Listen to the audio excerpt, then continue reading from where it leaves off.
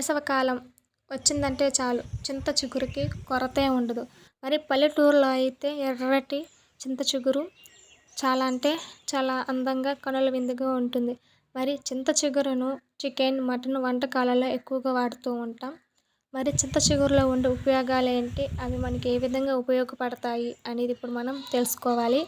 చింత చిగురులో iron, C vitamin, fibres, calcium, ప్రోటీన్లు అనేటివి ఎక్కువగా ఉంటాయి. ఐరన్ ఉన్నిందంటే ఎముకల బలత్వానికి ఇది మనకు ఉపయోగపడుతుంది.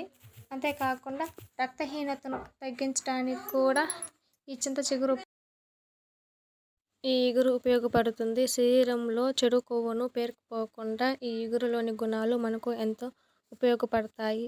సడన్గా హెల్త్ ప్రాబ్లమ్స్ బారిన పడినామంటే హెల్త్ని కాపాడుకోవడానికి, మనకు ఇమ్యూనిటీ పవర్ ఉండడానికి ఈ ఇగురు ఎంతో ఉపయోగపడుతుంది.